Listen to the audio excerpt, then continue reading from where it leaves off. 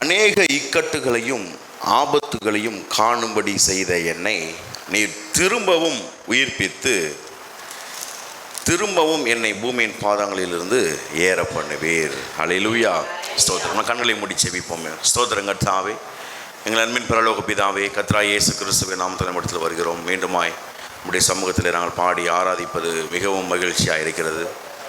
நாங்கள் நேற்று காலையில் வந்திருந்தாலும், நேற்று ஈவினிங்கில் வந்திருந்தாலும், டெய்லியும் உம்முடைய ஆண்டவரை திரு சமூகத்தில் நாங்கள் மகிழ்ந்து பாடு இருப்பது எங்களுக்கு மிகவும் உகந்ததாக இருக்கிறது. கர்த்தாவே, இந்த காலை வேளையில் உடைய கிருபைகள் புதிதுமாக இருக்கிறதுக்காக ஸ்தோத்திரம். நீங்கள் மத்தியில் உலாவி கொண்டிருக்கிறதுக்காக நன்றி செலுத்துகிறேன். கர்த்தாவே, ஆண்டவர் இப்பொழுதும் இந்த வசனங்களை நீர் ஆசீர்வதிங்க. இந்த வசனங்களிலிருந்து எங்களுக்கு நீர் சொல்லப்போகிற ஆண்டவர் ஆறுதலான வசனங்களுக்காக நன்றி செலுத்துகிறோம். இந்த வாக்குத்தத்தங்களை நாங்கள் பிடித்து கொண்டு உம்முடைய நாமத்தை நாங்கள் எப்பொழுதும் விசுவாசிக்க நீர் உதவி செய்ய. வந்தவர்கள் ஆண்டவரை வெறுமையாய் போகாதபடிக்கு ஆண்டவரை திரும்பவும் ஆண்டவரை அவர்களை உயிர்ப்பித்து பலனடைய செய்கிறதுக்காக நன்றி செலுத்துகிறோம். தொடர்ந்து இந்த வாக்குத்தத்தங்கள் இந்த மாதத்தில் எங்களுக்கு நீர் ஆண்டவரை கொடுக்கறதுக்காக நன்றி செலுத்துகிறோம். அதற்கு நாங்கள் ஆண்டவரை பாத்திரம் இல்லை, ஆனாலும் உடைய கிருபையினாலே அதை நாங்கள் பெற்றுக்கொள்ள நீர் உதவி செய்வீராக. இயேசு கிறிஸ்து நாமத்தில் பிதாவே, ஆமென். ஹல்லேலூயா. மறுபடியும் சங்கீதம் 70, 71, 20. அநேக இக்கட்டுகளையும் ஆபத்துகளையும் காணும்படி செய்த என்னை நீர் திரும்பவும் உயிர்ப்பித்து திரும்பவும் என்னை பூமியின் பாதாளங்களிலிருந்து ஏற பண்ணுவே. ரொம்ப அற்புதமான தாவீதுக்காரன் எழுதுகிறான் பாருங்க. தாவீதுக்காரன் எழுதுறது ரொம்ப ஏதோ ஒரு மேலோட்டமாக சொல்லப்பட்ட காரியங்கள் அல்ல, ஏதோ ஒன்று சொல்லிட்டார் அப்படின்னு கிடையாது. அது உண்மையாக எக்ஸ்பீரியன்ஸ்டு பண்ணி அவன் எழுதுகிறான். என்ன எழுதுகிறான் அப்படின்னா, ஃபஸ்ட்டு வசனமே பாருங்கள். கர்த்தாவே உம்மை நம்பியிருக்கிறேன், நான் ஒருபோதும் வெட்கமடையாதபடி செய்யும் அப்படின்னு சொல்லிட்டு எழுதுகிறான் பாருங்கள். ஸோ அவன் ரொம்ப ஆண்டவரை துதிக்கிற ஒரு நபராக இருக்கிறான். ரொம்ப ஆடல் மூலியமாகவும் தேவனை மகிமைப்படுத்தி எப்பொழுதும் ஆண்டவரை நம்பி கொண்டிருக்கிறான். அப்போ தேவனை நம்பணும் அப்படின்னு சொன்னால், தேவனை நம்பி இருக்கிறேன் அப்படின்னு சொன்னால், அவன் நிச்சயமாக கர்த்தரை நோக்கி பாட்டு பாடுவாங்க. நிச்சயமாக கர்த்தருக்கு முன்பதாக நடனம் ஆடி ஆண்டவரை ஸ்தோத்தரிப்பாங்க. அப்படின்னா நடனம் எப்போ வரும் தெரியுமா? எப்போ சந்தோஷமாக இருக்கிறோமோ அப்போ தான் நடனம் வரும். இல்லைன்னு வச்சுங்களேன், ஆடுறதுக்கு வெக்கப்படுவாங்க, இல்லை ஆடுறதுக்கே முடியாது.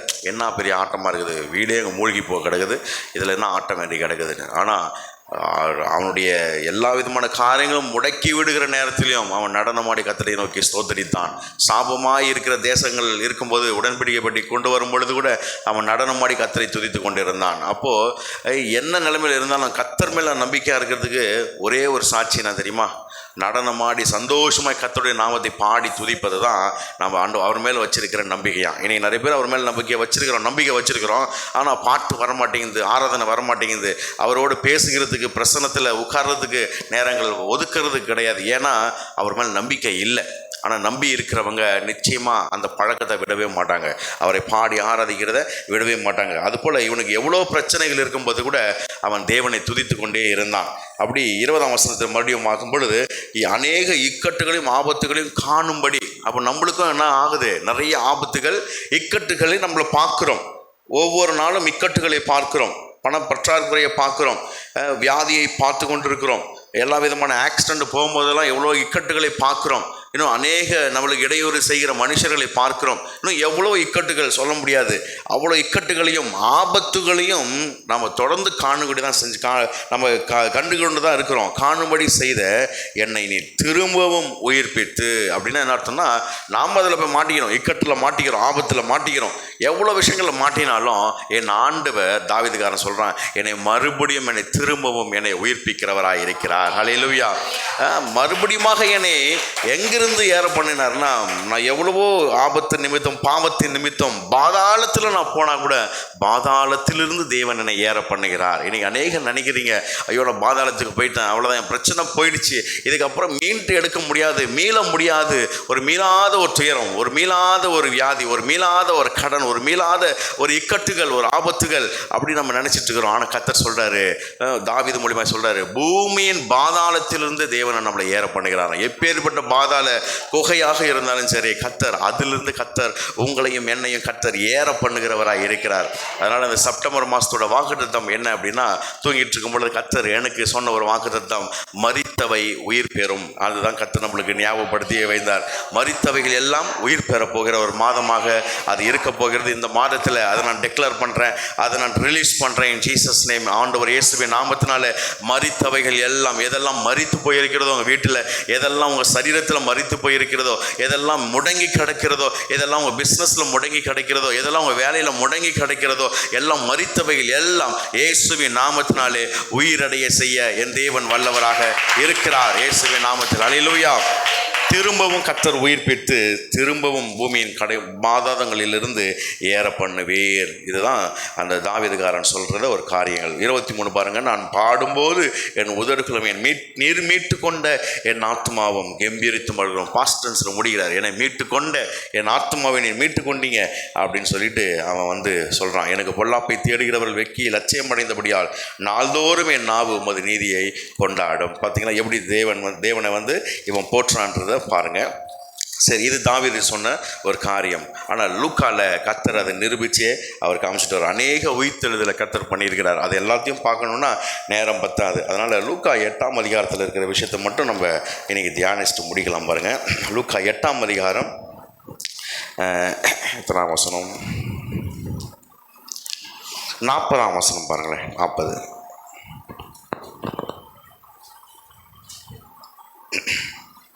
ஒரே நிமிஷம். இயேசு கிறிஸ்து திரும்பி வந்தபோது ஜனங்கள் எல்லாரும் அவருக்காக காத்திருந்தபடியால் அவரை சந்தோஷமாய் ஏற்றுக்கொண்டார்கள். எங்கிருந்து இயேசு திரும்பி வந்தார்? எங்கேயோ போயிருக்கிறாப்புல, என்ன ஆயிட்டு இருக்குது, திரும்பி வந்துக்கிறார். அப்போ எங்கே போனார், எங்கே திரும்பி வந்தார் அப்படின்னா, அதுக்கு முன்பதாக எங்கே போனார் அப்படின்னா, அதாவது ஒரு இடத்துல ஒரு கரை தாண்டி போகும் பொழுது 22 பாருங்கள், பின்பு ஒரு நாள் அவர் தமது சீஷரோடு கூட படவில் ஏறி கடலின் அக்கறைக்கு போவோம் வாருங்கள் என்றார். அப்படியே புறப்பட்டு போனார்கள். படகு ஓடுகையில் அவர் நித்திரையாக இருந்தார். அப்பொழுது கடலிலே சுழல் காற்று, அந்த காற்று உண்டாச்சு. ஆண்டவர் எழுந்து அதை அதற்றார். இந்த சம்பவங்கள்லாம் நடக்கும் பொழுது 26, பின்பு கலிலியாவுக்கு எதிரான கதரேனுடைய நாட்டில் சேர்ந்தார்கள். அவங்க சேரும்போது அந்த நாட்டில் போய் சேர்ந்துட்டாங்க. கலிலியாவுக்கு எதிரான அந்த கதரேன ஒரு நாட்டில் போய் இறங்கணும். அதுக்குள்ளே என்ன நடக்குதுன்னா, கடல் கொந்தளிச்சதுனால எல்லாரும் நாங்கள் மடிந்து போகிறோம், உங்களுக்கு கவை இல்லையா அப்படின்னு கேட்கும்போது, சீஷர்கள் கேட்கும்போது அதுக்கு இயேசு கிறிஸ்து போய் சொல்கிறாரு, கடலே அமைதியாயிருன்னு சொல்லிட்டு உங்களுக்கு விசுவாசம் இல்லையான்னு கேட்குறாரு. இதெல்லாம் கேட்டு முடிச்சுட்டு அந்த கடல்லாம் ஓஞ்சிச்சு, அமைதி ஆயிடுச்சு பாருங்கள். உடனே அந்த கரைக்கு போயிட்டாங்க. அந்த கரையில் போன உடனே என்ன நடக்குதுன்னா, 27, அவர் கரையில் இறங்கின போது நெடுநாளாய் பிசாசுகள் பிடித்தவன், வஸ்திரம் அறியாதவனும், வீட்டில் தங்காமல் பிரேத கலர்களாலே தங்கினமாய் இருந்த அந்த பட்டணத்து மனுஷன் ஒருவன் அவருக்கு எதிராக வந்தான். ஹல்லேலூயா. அப்போது அங்கே பிசாசு பிடிச்சி இருக்கிறான் ஒருத்தன், எகிரி குதிச்சு வரான். உடனே இவர் அந்த பிசாசு பிடிச்சவனை அவனை அதட்டுறாரு பாருங்க. அதட்டும் பொழுது உடனே அங்கே இருக்கிறவங்களாம் என்ன பண்ணுறாங்கன்னா, அதாவது அந்த அசுத்தாவி 29 பாருங்கள், அசுத்தாவி அவனை விட்டு போகும்படி இயேசு கட்டளையிட்டபடினால் அப்படியே சொன்னான். அந்த அசுத்தாவி வெகு காலமாக அவனை பிடித்திருந்தது. அவன் சங்கிலினால் விலங்குகளால் கட்டுண்ட காவல் பண்ணப்பட்ட இந்த கட்டுகளை முறித்து போட்டு பிசாசினால் வனத்திற்கு துரத்தப்பட்டிருந்தான். இயேசு அவனை நோக்கி, உன் பேர் என்னவென்று கேட்டார். அதற்கு லேகியோன் என்றான். அநேகம் பிசாசுகள் அவனுக்கு புகுந்திருந்தபடியால் அந்த பேரை சொன்னான். 31 பாருங்கள், தங்களை பாதாளத்திலே போக கட்டளையிடாதபடிக்கு அவைகள் அவரை வேண்டிக் கொண்டன. அவ்விடம் அநேகம் பன்றிகள் கூட்டமாய் மலையிலே மேய்ந்து கொண்டிருந்தது. அந்த பன்றிகளுக்குள் போகும்படி தங்களுக்கு உத்தரவு கொடுக்க வேண்டும் என்று அவரை வேண்டிக் கொண்டன. உடனே ஆண்டவர் என்ன பண்ணிட்டாரு, உடனே அதட்டின உடனே அப்படியே உண்டாகட்டும்னு சொன்ன உடனே உடனே அசுத்தாவிகள் எல்லா பிசாசுகளும் பன்றிக்குள்ளாக போயிடுச்சு. 34 பாருங்கள், அவைகளை மேய்த்தவர்கள் சம்பவித்ததை கண்டு ஓடி போய் பட்டணத்தில் சுற்றுப்புறத்தில் அறிவித்தார்கள். அப்பொழுது சம்பவித்ததை பார்க்கும்படி ஜனங்கள் புறப்பட்டு இயேசுவினிடத்தில் பிசாசுகளை விட்டு போன மனுஷன் வஸ்திரம் தரித்து பாதத்தில் உட்கார்ந்து புத்தி தெளிக்கிறதை கண்டு பயந்தார்கள். பார்த்தீங்களா, இப்படி இதெல்லாம் நடக்கும்போது என்ன நடக்குதுன்னா, இன்னொரு சுவிசேஷ ஆகமத்தில் நீங்கள் போய் பார்க்கும் பொழுது அங்கே இருக்கிற அந்த பன்றி மேய்க்கிறவர்கள் என்ன பண்ணுறாங்கன்னா, அவங்கள பெர்மிஷனே விடலை. இயேசு கிறிஸ்து அந்த ஊருக்குள்ளே அவர் சுவிசேஷம் சொல்வதற்கு, அற்புதம் செய்வதற்கு இடம் கொடுக்கவில்லைன்னு போட்டிருக்கோம். அப்போது அசுத்தாவி பிடிச்சவர்கள் என்ன, அது பன்றிக்குள்ளே போன உடனே என் பன்றியெல்லாம் போயிடுச்சே, என் வியாபாரம்லாம் போயிடுச்சே அப்படின்னு சொல்லிட்டு நீங்கள் வந்து இந்த ஊருக்குள்ளே வரவே கூடாது அப்படின்னு தடங்கல் போட்டாங்க. தடங்கல் போட்டதுனால இவர் என்ன பண்ணிட்டாருன்னா மறுபடியும் அங்கிருந்து 40ஆம் வசனம் பாருங்கள், இயேசு திரும்பி வந்தபோது அந்த ஊருக்கு போய் இறங்கலான்னு பார்த்தாரு, தடைப்பட்டுடுச்சு. தடைப்பட்டதுனால இப்போ என்ன பண்ணுறாரு, மறுபடியும் திரும்பி வராரு. அங்கே மட்டும் தடைப்படலைன்னா இவர் இயேசு தானே, இவர் தேவனுடைய குமாரன் தானே, அவங்களெல்லாம் ஏதாவது ஒன்று ஊதினாச்சும் அவங்கள தள்ளிட்டு, நீ யார் என்னை சொல்கிறதுக்கு, நான் தடுக்கிறது தான், நான் சுவிசேஷன் சொல்கிறதுக்கு வரேன், நீங்கள் யார் தடுக்கிறதுக்குன்னு சொல்லிட்டு ஏதாவது ஒன்று பண்ணி, ஒரு மிராக்கள் ஏதாவது ஒன்று பண்ணி இவங்க என்ன பண்ணியிருக்கலாம்னா இவர் இறங்கி அந்த நாட்டுக்கு போயிருக்கலாம்.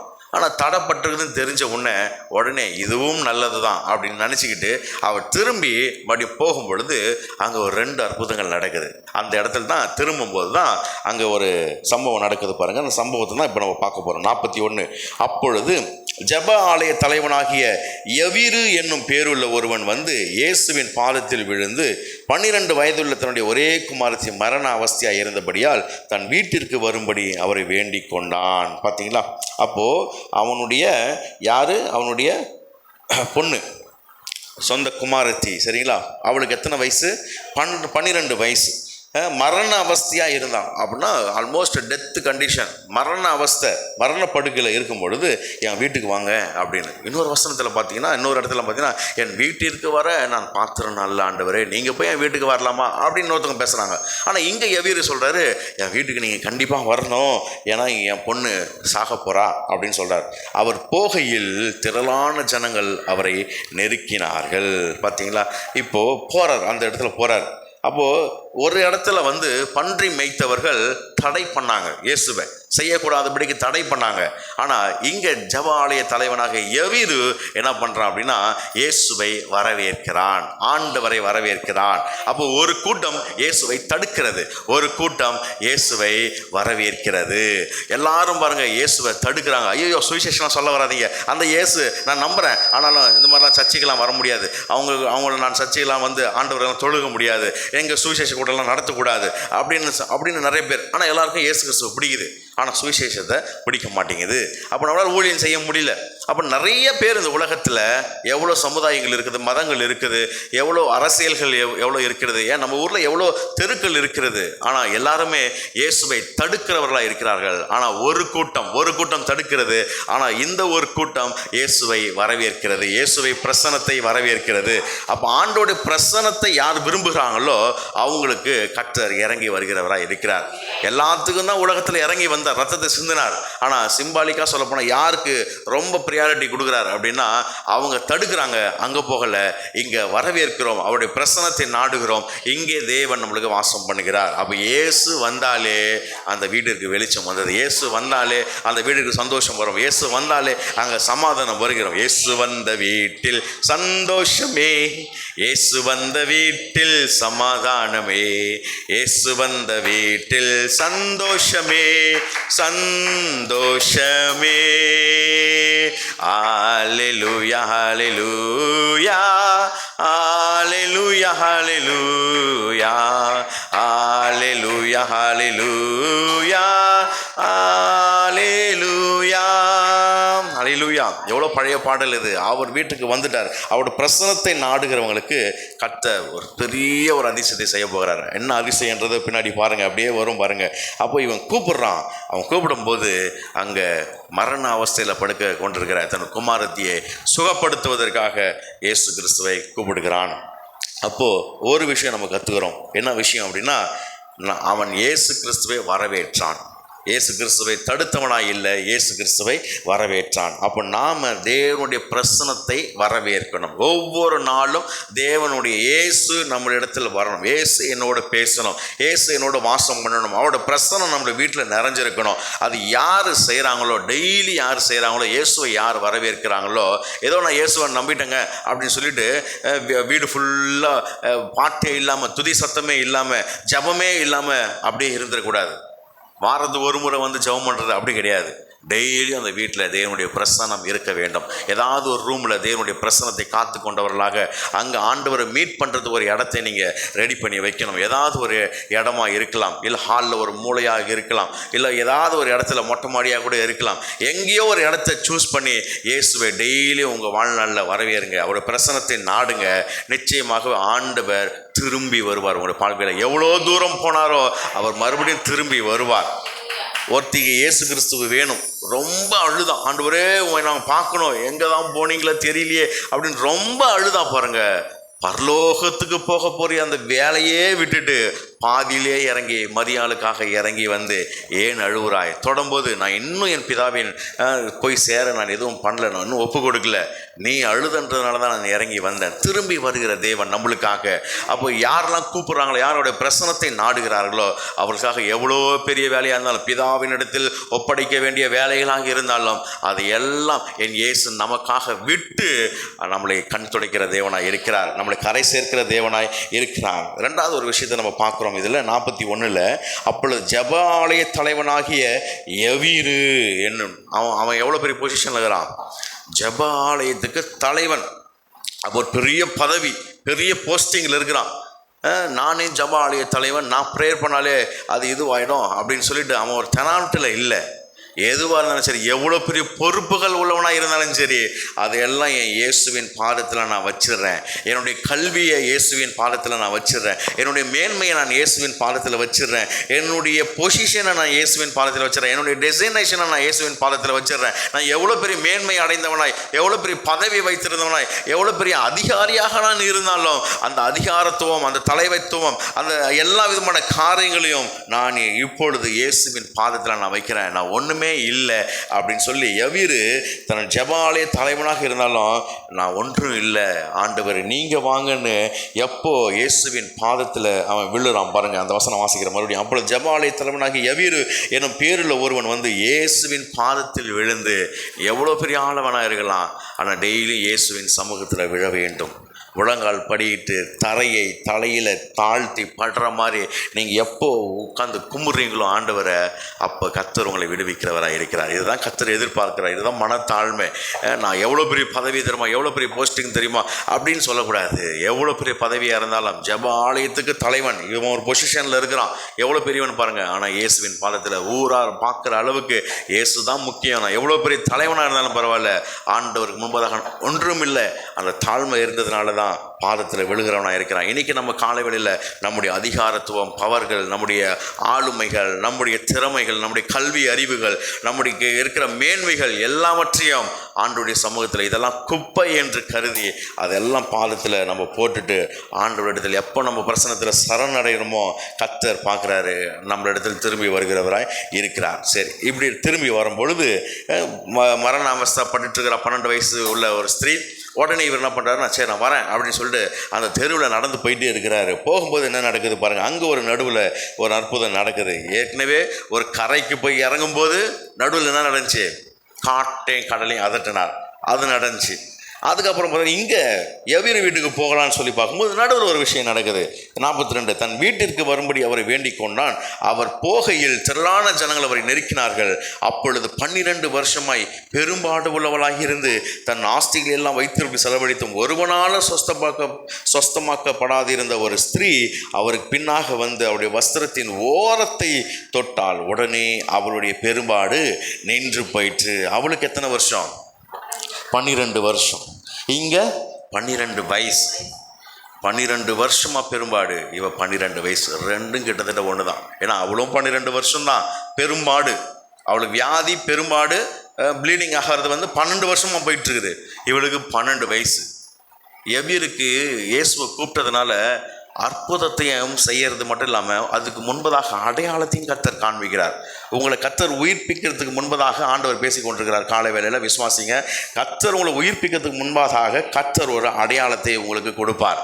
அது என்ன அடையாளம்னா, கர்த்தர் உங்களுடைய விசுவாசத்தை மறுபடியும் உயிர்ப்பிக்கிற வரைக்கும் கர்த்தர் உங்களை என்கரேஜ் பண்ணுவார். மறுபடியும் உங்களுக்கு ஒரு உயிர் அடைவ ஒரு பலன், ஒரு புதிய ஒரு பலன் உங்களுக்கு உண்டாகும். அதுதான் அடையாளம். அதுக்கு முன்பதாக நடக்கும். நீங்கள் நினச்சி பார்த்தீங்கன்னா சிம்பாலிக்காக இனிமேல் நீங்கள் ஆண்டவரை நீங்கள் சோதிச்சு பாருங்கள். உங்களுக்கு கிடைக்க வேண்டிய மறுபடியும் உங்கள் விஷயத்திலிருந்து உயிர் தள்ளக்கூடிய ஒரு விஷயங்கள் இருந்து கர்த்தர் முன்னதாக அதே சம்பவத்தை கர்த்தர் யாருக்காவது பண்ணியிருப்பார். இல்லை ஏதாவது அந்த வயசுள்ள அந்த நம்பரை வச்சு ஏதாவது ஒரு அற்புதங்களை கண்டிப்பாக உங்கள் வாழ்க்கையில் நீங்கள் பார்க்க போகிறீங்க. அதுதான் உங்களுக்கு பெரிய ஒரு அடையாளமாக இருக்கும். இந்த இடத்துல போகும்பொழுது ஒரு 12 வருஷமாக பெரும்பாடு உள்ள ஸ்திரீ, அதாவது வைத்தியர்களால் ஆஸ்திகள் எல்லாம் எல்லா சொத்துக்களாக விற்று எவ்வளோ ட்ரீட்மெண்ட் பார்த்தாலும், எங்கே போனாலும், ஜப்பானுக்கு போனாலும், அமெரிக்காவுக்கு போனாலும் எங்கேயுமே இவளுக்கு கிளியர் ஆகலை. எல்லாம் செலவழிச்சு. உடனே ஆண்டவர் பார்க்குறாரு, தொட்டுட்டா பாருங்க. தொட்டுட்டு ஒன்று 45ஆம் வசனம். அப்பொழுது இயேசு என்னை தொட்டது யார் என்று கேட்டார். எங்களுக்கு தெரியாது என்று எல்லாரும் சொன்னபோது பேதுருவும் அவனோடு கூட இருந்தவரும், ஐயரை, திரளான ஜனங்கள் உம்மை சூழ்ந்து நெருக்கி கொண்டிருக்கிறார்களே, என்னை தொட்டது யார் என்று எப்படி கேட்குறார்கள்? ஏன்னா யோவான் தொட்டு இருக்கிறான், பேதுரு தொட்டுட்டு இருக்கிறான், எல்லாருமே தொட்டு தொட்டு அவரை தழுவி அவர் கை போட்டு எல்லாம் பண்ணிட்டு இருக்கிறாங்க. ஆனால் யார் தொட்டையும் நீங்கள் கேட்குறீங்க. என்ன கேள்வி ஆண்டவர், நியாய ஆண்டவர், எத்தனை பேர் கை உங்கள் மேலே படுது, இது யார் தொட்டாங்க நீங்கள் எப்படி நீங்கள் கேள்வி கேட்கலான்னு சொல்லும்போது இவர் பார்த்துக்கிறார். டேய், நீங்கள் தொட்டுறதெல்லாம் அவிசுவாசமாக தொட்டுன்னு இருக்கிறீங்க. நீங்கள் தொடுறதெல்லாம் ஒன்றுமே கிடையாது, உங்களுக்கு விசுவாசமே கிடையாது. அதனால் நீங்கள் எவ்வளோ தொட்டாலும் அது பழிக்கு போகிறது இல்லை. ஆனால் விசுவாசத்தோடு ஒருத்தி என்னை தொட்டா அதுலேருந்து தான் என் வல்லமை பாய்ந்து ஓடுது. அப்போ நீங்கள் எவ்வளோ பெரிய சீஷராக இருந்தாலும் சரி, நீங்கள் என்னை விசுவாசிக்கல, ஆனால் என் சீஷரே இல்லாமல் பெரும்பாடு உள்ள ஒருத்தி இருக்கிறா, அவள் விசுவாசித்ததுனால என்னுடைய வல்லமையை அவள் பெற்றுக்கொண்டான்றார்.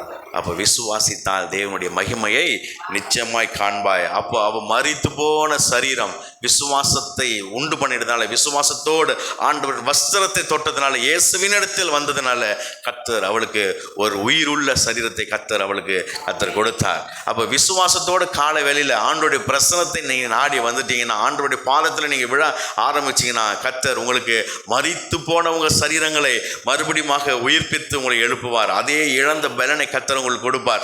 அதாவது மரித்து போன இருக்கிற எல்லா விதமான பதவிகள், மேன்மைகள், உயர்வுகள், வேலைகள், எல்லா விதமான காரியங்களும் கர்த்தர் மரித்ததை மறுபடியும் திரும்ப உங்களுக்கு அதை திரும்ப உயிரோடு கர்த்தர் உங்களுக்கு கொடுப்பார். மறுபடியும் உயிர் அடைகிறதா இருக்கிறது. செத்து போன எலும்புகள்லாம் பள்ளத்தாக்கில் நிறைஞ்சிருக்கிறது. ஆனால் வந்து காற்றை ஊதி அவன் சொன்ன உடனே எல்லா எலும்புகளும் என்ன ஆயிடுச்சு, எல்லாம் உயிர் பெற்று திரளான சேனைகளாய் நின்றது. அப்போ மரித்த எலும்புகளும் உயிரடைய செய்ய தேவன் வல்லவராய் இருக்கிறார். இயேசு கிறிஸ்து வரும்பொழுது எல்லாமே உயிரோடு எழும் பாருங்க. அப்போ இயேசு லாசரு உயிரோடு எழுப்பினார். நிறைய உயிரோடு எழுப்பின சம்பவங்கள் இருக்குது. ஆனால் லாசரு உயிரோடு எழுப்பினதுக்கும் இயேசு கிறிஸ்து உயிரோடு எழுந்ததுக்கும் ஒரு பெரிய டிஃப்ரென்ஸ் இருக்குது. இயேசு கிறிஸ்து உயிரோடு எழுந்துட்டார், அதுவும் ஒன்று தான். இன்னொன்று 3 நாளுக்கு அப்புறம் எழுந்தார். ஏன்னா டெட் பாடி 3 நாள் இருந்துச்சு, எழுந்துட்டார். லாசரு 4 நாள் இருந்தது, அதையும் உயிரோடு எழுப்பிட்டார். ஆனால் ரெண்டுத்துக்கும் வித்தியாசம் இருக்குது. என்ன வித்தியாசம்னா, லாசரு உயிரோடு எழுப்பும் போது என்ன ஆகுதுன்னா, லாசரு மட்டும் எழுந்து முன்பாக நின்றான். ஆனால் இயேசு கிறிஸ்து உயிரோடு எழும்போது நாம் எல்லாம் அவரோடு கூட உயிரோடு எழப்பட்டிருக்கிறவர்களாய் நாம் இருக்கிறோம். அப்போ அவரோடு கூட நாம் எல்லாம் மரித்தோம். ஆனால் இயேசு உயிரோடு எழும்போது நாம் எல்லாரும் அவரோடு கூட கிறிஸ்துவனுடைய மரித்தோம் என்னால் அவரோடு நாம் பிழைத்திருக்கிறோம். ரோமர் 6:8 நம்ம போன நேற்று தான் சாயந்தரம் நம்ம வாசிச்சோம் பாருங்க. அப்போ தேவன் நம்மளை அவரோடு கூட பிழைக்க வச்சிருக்கிறாரு. அப்போ இங்கே போகிறதுக்கு முன்பதாக 12 வருஷமாக இருக்கிற பெரும்பாடு உள்ள ஸ்திரியை சொஸ்தமாக்கினார். இதெல்லாம் யார் பார்க்கறது? கூடவே இருந்து எவிர் இருக்கிறான். ஐயா சீக்கிரம் வாங்க ஐயா, சீக்கிரம் வாங்க ஐயா, வீட்டுக்கு போனையா, மரண அவஸ்தையில் இருக்கிறாயா அப்படின்னு சொல்லிட்டு, இங்கே என்னடானா ஒரு பொண்ணு வேற தொட்டுட்டா வேற, நீங்கள் என்னடானா கேள்வி கேட்டுன்னு இருக்கிறீங்க, ஏன்னா யார் தொட்டுதுன்னு கேள்வி கேட்குறீங்க. அவள் பயந்து போய் அவள் என்ன பண்ணுறா, உண்மையெல்லாம் சொல்லிடுறா. ஆண்டவரே நான் தான் ஆண்டவரை தொட்டேன் அப்படின்னு சொல்லிட்டு அவள் உண்மையை சொல்லிடுறா. இதெல்லாம் பார்க்கும்போது ஒன்று யார் இங்கே வருஷம் ஒன்று, நான் என் ஏசப்பா, நீ திருப்பி கூப்பிட்டு வந்தியா? நான் தான் அவரை திரும்பி கூப்பிட்டு வந்தேன். நான் திரும்பி கூப்பிட்டு வர பட்சத்தில் நீ என்னதுக்கு அப்ளிகேஷன் போட்டு ஆண்டவர் இடத்துல நீ என்ன இன்விடேஷன் அடிச்சு நீ என்ன சுகத்தை பெற்றுக்கொண்டிருக்கிற? இவனுக்கு கோபம் வந்திருக்கும், எவிருக்கு கோபம் வந்திருக்கும். நான் இயேசு கிறிஸ்துவனை கூப்பிட்டு அவர் திரும்பி வராரு, என் வீட்டுக்கு வர வழியில் நீ என்னம்மா இப்படி பண்ணிட்டு இருக்கிறாய், என் பொண்ணு அங்கே அவஸ்தைப்பட்டுன்னு இருக்கிறா அப்படி சொல்லும்போது இயேசு கிறிஸ்து நான் நினச்சிருப்பார் தெரியுமா? எவிர, இங்கே நான் 12 வருஷமாக பெரும்பாடு உள்ள ஸ்திரியை சொஸ்தமாகிறேன்னா இதே நேரம் உன்னுடைய குமாரத்தையும் 12 வருஷமாக இருக்கிற 12 வயசாக இருக்கிற அவளும் சொஸ்தமாக்கும். அடையாளம் கரே 12, அதுவும் 12. அதை பார்த்து நீ திருந்து, நீ போகிற வழியில் துக்கித்து கொண்டு போகவே வேண்டாம். இங்கே நடக்குது 12 வருஷமாக இங்கே ஒரு ஸ்திரீ சொஸ்தமாயிட்டானா, அதே 12 வயசில் இருக்கிற என் குமாரத்தையும் கர்த்தரால் சுகமாக்க முடியும் என்பதை நிரூபிக்கிறதுக்கு அடையாளத்தை கர்த்தர் இங்கே காமிச்சிருக்கிறாரு. உடனே அவன் எவீர் பார்க்குறான், ஒருத்தன் ஓடி வரான், நடுவில் ஓடி வரான். ஓடி வந்து ஆண்டவர் வர வேணாம் சொல்லுங்க, அவரை வந்து வற்புறுத்த வேண்டாம், உம்முடைய மகள் இறந்து போனாள், மரித்து போனாள் அப்படின்னு சொல்கிறாங்க. பாருங்கள் எங்கே இருக்குது பாருங்கள், 43. அவர் இப்படி பேசிக்கொண்டிருக்கையில் ஜெபாலயத்தினுடைய வீட்டிலிருந்து ஒருவன் வந்து அவனை நோக்கி, உம்முடைய குமாரத்தை மரித்து போனால் போதகரை வருத்தப்படுத்த வேண்டாம் என்றால். இயேசு அதை கேட்டு, பயப்படாதே, விசுவாசம் உள்ளவனாய் இரு, அப்பொழுது அவள் ரட்சிக்கப்படுவாள். ஆண்டவர் என்ன சொல்கிறார்? விசுவாசி என்றார். விசுவாசம் உள்ளவனாய் இரு, ரட்சிக்கப்படுவார். அவர் வீட்டில் வந்தபோது பேதுரு, யாக்கோபு, யோவானை, பெண்ணின் தகப்பனையும் எல்லாரையும் உள்ள விடலை. அடுத்தது எல்லாம் அழுது கொண்டிருக்கிறாங்க. 53. அவள் மரித்து போனாள் என்று அவள் அறிந்ததனால் அவரை பார்த்து நகைத்தார்கள். எல்லாரையும் அவர் வெளியே போக பண்ணி அவருடைய கையை பிடித்து, பிள்ளையை எழுந்திரு என்றார். அப்பொழுது அவள் உயிர் திரும்ப வந்தது. போன உயிர் என்னாச்சு? திரும்ப வந்தது. இயேசு வர்றாருன்னா உங்கள் உயிர் மறுபடியும் திரும்ப வரும். உங்களுடைய மரணம் திரும்ப உங்களை உயிர் உள்ளவராக ஜீவனுள்ள வாழ்க்கையை கர்த்தர் உண்டு பண்ணுவார். எதெல்லாம் முடங்கி கெடுக்குதோ, எதெல்லாம் இழந்து போய்கிறீங்களோ அந்த கண்டிஷனில் வந்துட்டீங்க. இதுக்கப்புறம் எதுவுமே இல்லை, எல்லாம் முடங்கப்பட்ட ஒரு வாழ்க்கையாக இருக்கிறது, எல்லாமே மரித்து போச்சு. இதுக்கப்புறம் என்கிட்ட இருக்கிற செல்வாக்கோ, என்கிட்ட இருக்கிற பணமோ எதுவுமே வந்து என்னை தூக்கி விடலை, எல்லாமே இழந்துட்டேன், எல்லாமே மரித்து போன நிலைமையில் இருக்குதுன்னு நீங்கள் சொன்னீங்கன்னா, இந்த காலவேளையில் சொல்கிறேன், இந்த செப்டம்பர் மாதம் ஆகட்டும், கர்த்தர் மரித்தவைகளை உயிரோடு எழுப்ப தேவன் வல்லவராக இருக்கிறார். மரித்தது உயிரோடு எழும்பும், மரித்தது உயிர்ப்பிக்கும். அதுதான் தேவனுடைய வல்லமை. எந்த வார்த்தை தான்? மரித்தது உயிர்ப்பிக்கும்ன்ற வார்த்தை. அந்த சென்டென்ஸ் ஏன்னா உயிர்ப்பிக்க வல்லவர் இல்லை, அப்படிலாம் எனக்கு காண்பிக்கல. மரித்தவை உயிர்ப்பிக்கும் அப்படின்ற ஒரு வார்த்தை மட்டும் கர்த்தர் எனக்கு ஞாபகப்படுத்தி கொண்டே இருந்தார். அதனால் மரித்து போன சரீரங்களானாலும் சரி, வேலைகளானாலும் சரி, பணங்களானாலும் சரி, என்ன விஷயங்களை நீங்கள் நினச்சிட்டு இருந்தீங்களானாலும் சரி, அந்த மரித்தவைகள் உயிர்ப்பிக்க தேவன் இந்த செப்டம்பர் மாதத்தில் அந்த வேர்டை ரிலீஸ் பண்ணுறாரு. அதை நீங்கள் பெற்றுக்கொள்ளுங்க. கர்த்தர் அந்த உயிரை திரும்ப கொடுத்தாரு, ஆகாரம் கொடுத்தாரு. மறுபடியும் எவீர் வீட்டை கர்த்தர் ஆசீர்வதிச்சார். அதே போல் தான் தேவன் நம்மளை ஆசீர்வதிக்கிறார். அப்போது எங்கேயோ இருக்கிற ஆதியாகமத்தில் பார்த்தீங்கன்னா ஆகார் வாக்குத்தத்தத்துக்கு புறம்பானவ ஒருத்தி, ஆனால் பிள்ளை சாகிறத, மறித்து போகிற நிலைமை, சாகிற கண்டிஷன், பிள்ளையை இஸ்மவேலை வச்சுட்டு அவள் சாகிறத நான் பார்க்க மாட்டேன் ஆண்டவர் அப்படின்னு அவள் ஓடி போய் அழுவுறா. ஆனால் கர்த்தர் ஆகாரின் கண்ணீரை துடைத்து அந்த பிள்ளைக்கு ஜீவன் நீரூற்றை உண்டு பண்ணி கர்த்தர் இஸ்மவேலை காப்பாற்றினார். வாக்குத்தத்தம் அல்லாத தேவனுடைய திட்டத்துக்கு புறம்பே இருக்கிற அவருடைய மகளையே கர்த்தர் மரித்ததிலிருந்து கர்த்தர் உயிரோடு எழுப்பி இஸ்மவேலை காப்பாற்றுவார் என்று சொன்னால், ஆகாரை கண்ணீரை துடைத்தார் என்று சொன்னால், நிச்சயமாகவே ஆண்டுடைய வாக்குத்தத்தத்துக்கு சுதந்திரனாய் இருக்கிற நம்மளை கர்த்தர் எவ்வளோ உயிர்ப்பிப்பது எவ்வளோ நிச்சயம் என்று நீங்கள் அறிந்து கொள்ள வேண்டும். அல்லேலூயா. அதனால் இந்த செப்டம்பர் மாதத்தில் கர்த்தர் நம்மளுக்கு மரித்தது எல்லாத்தையும் உயிர்ப்பிக்கிற ஒரு வாழ்க்கையை தேவன் நம்மளுக்கு கட்டவிழ்த்திருக்கிறார். அந்த வார்த்தையை நீங்கள் பெற்றுக்கொள்ளுங்கள். மறுபடியும் சங்கீதம் 71:20 பார்த்துட்டு நம்ம முடிக்கலாம். சங்கீதம் 71:20. அநேக இக்கட்டுகளையும் ஆபத்துகளையும் காணும்படி செய்தெல்லாம் சேர்ந்து வாசிக்கலாமா? ரொம்ப அருமையான ஒரு வசனங்களாக இருக்கிறது. ஸோ சேர்ந்து வாசிக்கலாம். சங்கீதம் 71:20. Ready, 1 2 3 start. அநேக இக்கட்டுகளையும் ஆபத்துகளையும் காணும்படி செய்த என்னை நீர் திரும்பவும் உயிர்ப்பித்து திரும்பவும் என்னை பூமியின் பாதாளங்களில் இருந்து ஏற பண்ணுவீர். அல்லேலூயா. கைதட்டி உற்சாகமாக இந்த வார்த்தையை கர்த்தர் நம்மளுக்கு கொடுத்ததுக்காக, நிறைவேற்றுவதற்காக விசுவாசம் உள்ளவங்களா இன்னும் 30 செகண்ட் எல்லாம் கை தட்டிகிட்டே இருக்கலாம். கர்த்தரை நோக்கி அந்நிய பாஷைகளை பேசி ஒரு 30 செகண்ட் கர்த்தாவே ஸ்தோத்திரிக்கிறோம், ஸ்தோத்திரிக்கிற கர்த்தாவே, நீர் கொடுத்த வாக்குத்தத்தங்கள் நல்ல ஆண்டவர் எங்கள் வாழ்க்கையில் பழிக்கிறதுக்காக ஸ்தோத்திரம். மரித்து போன எங்களுடைய சரீரங்கள் உயிர் பெற்று திரும்ப எழும்பட்டும், மரித்து போன வேலைகள் திரும்ப எழும்பட்டும், மரித்து போய் இருக்கிற எல்லா விதமான பணங்களும் திரும்ப உயிர் பெற்று என்னுடைய கையில் வருவதாக, மரித்து போய் கிடைக்கிற எல்லா கிடங்களும் இருக்கிற எல்லா முடுக்களும் இருக்கிற என்னுடைய ஆசீர்வாதம் எல்லாம் இயேசு கிறிஸ்துவின் நாமத்தினாலே இப்பொழுது நம்முடைய இரத்தத்தினாலே கழுவப்பட்ட நான் சொல்லும் பொழுது இப்பொழுது விடுதலை உண்டாகட்டும். மரித்தவை உயிர் உயிர் பெற்று எழும்புவதாக. in Jesus name, இயேசுவின் நாமத்தில் உண்டாவதாக. ஹல்லேலூயா ஹல்லேலூயா ஹல்லேலூயா ஹல்லேலூயா. உமக்கு ஸ்தோத்திரம் ஸ்தோத்திரம் ஸ்தோத்திரம் ஸ்தோத்திரம் கர்த்தாவே. உம்மை துதிக்கிறோம் ராஜா, மகிமைப்படுத்துகிறோம் அப்பா. 21 சொல்லுது, என் மேன்மையை பெருக பண்ணி என்னை மறுபடியும் தேற்றுவீர். சொல்லுங்க, என் மேன்மையை பெருக பண்ணி என்னை மறுபடியும் தேற்றுவீர். என் மேன்மையை பெருக பண்ணி என்னை மறுபடியும் தேற்றுவீர். என் மேன்மையை பெருக பண்ணி என்னை மறுபடியும் தேற்றுவீர். எத்தனை பேர் ஆண்டவர் மறுபடியும் தேற்றி இருக்கிறாரு? அவர் தேற்றினது உண்மை என்று சொன்னார். மேன்மையை கர்த்தர் பெருக பண்ணுவார். நீ இழந்த பேரை மறுபடியும் பெறுவாய், கனத்தை பெறுவாய், புகழை பெறுவாய். மறுபடியும் என்னை யாரெல்லாம் என்னை துச்சமாக நினைச்சாங்களோ மேன்மையை நிச்சயமாய் கர்த்தர் உன்னிடத்தில் பெற்றுக்கொள்ள கர்த்தர் உங்களுக்கு உறுதி அளிக்கிறவராக இருக்கிறார். நிச்சயமாய் வாக்குத்தத்தங்களை நம்புங்க, விசுவாசிங்க. நிச்சயமாய் கர்த்தர் காரியங்களை வாய்க்கும்படிக்கு உங்களை செய்வார். ஹல்லேலூயா. ஸ்தோத்திரம். எழுந்து நிற்போம், ஜெபம் பண்ணி முடிப்போம். ஹல்லேலூயா. உமக்கு ஸ்தோத்திரம் கர்த்தாவே. உம்மை துதிக்கிறோம் ராஜா. நீர் கொடுத்த ஆண்டவரே இந்த சத்தியங்களுக்காக, வெளிப்பாட்டுக்காக நன்றி செலுத்துகிறோம். இன்னும் எவ்வளோ உயிர்த்தெழுந்த ஆண்டவரே, நிறைய ஸ்டோரிஸ் இருக்குது ஆண்டவரே, சரித்திரங்கள் நிறைய இருக்கிறது. அநேகரை நீர் உயிரோடு எழுப்புனீங்க. இன்னும் எவ்வளவோ ரெஃபரன்ஸ் எடுக்கலாம் கர்த்தாவே. ஆனாலும் இன்றைக்கு எங்களுக்கு ஆவிக்குரிய ஜீவியத்திற்கு பிரயோஜனம் உண்டதாக இந்த எபிரோட பாடத்திலிருந்து ஆண்டவரே நீர் 2 பேரை நீர் மரித்ததிலிருந்து உயிரோடு எழுப்ப நீர் வல்லவராக இருக்கிறீர். ஒருத்தி மரிச்சியே போயிட்டா, அவளையும் நீர் உயிரோடு எழுப்புனீங்க. இன்னொருத்தி சாக போகிறா, அவளையும் நீங்கள் உயிரோடு எழுப்புனீங்க கர்த்தாவே.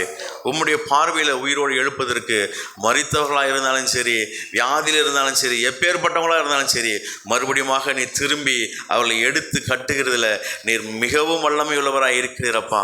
இதோ இக்கட்டுகளில் இருக்கிற நொறுங்குண்ட ஆவிகளை ரட்சிக்கவே நீர் இறங்கி வந்தீரப்பா.